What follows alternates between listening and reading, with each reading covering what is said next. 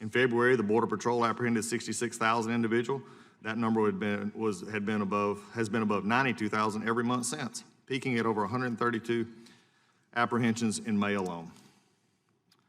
You know, just last week I was horrified and deeply affected when Secretary McClellan told me that there are 3 ongoing cases where a small group of children, 5 to 8, in each case have been used by dozens of different adults to cross our border seeking release in the U.S.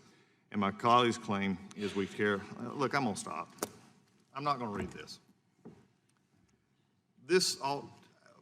You know what is dehumanizing?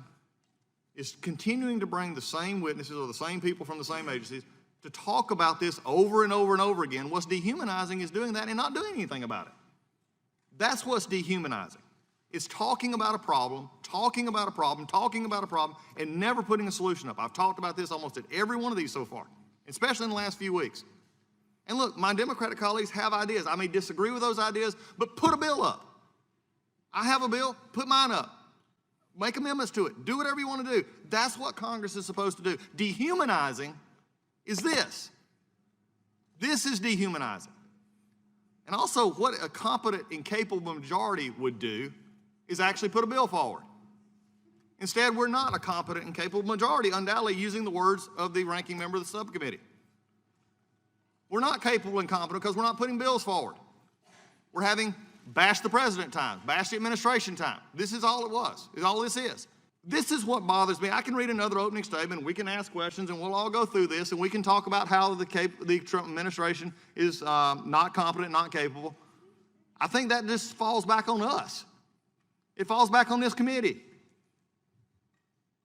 Why does the majority not put a bill forward? No offense to our witnesses, we've heard your statements already before. So I don't know what's going to move us this time that didn't move us last time. This is becoming, unfortunately, a committee of press releases. That's it. Dehumanizing is taking people you say you care about but doing nothing for them. That's dehumanizing. Competent and capable? The last time I understood, Congress should pass legislation. I'll be very slow. Pass bills that matter. Don't have hearings that are simply stunts. Russian President Vladimir Putin is threatening to target the U.S. and specific key areas of the U.S. if the U.S. deploys missiles to Europe. Listen to this. Russia will be forced to create and develop weapons which can be used not only towards those territories from which direct threats may be directed at us, but also towards those territories where centers of decision-making in rocket systems that are threatening to us.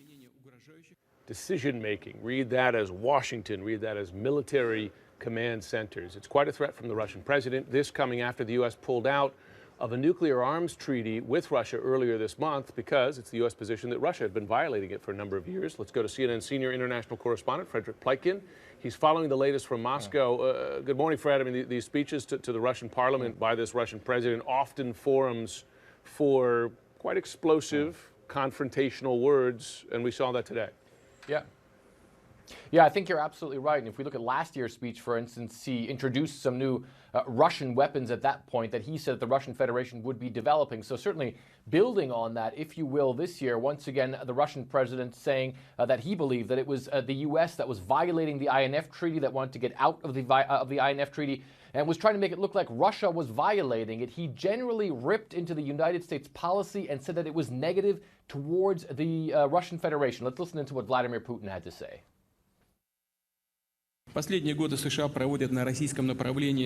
recent years, U.S. has been leading a policy that we cannot qualify as friendly.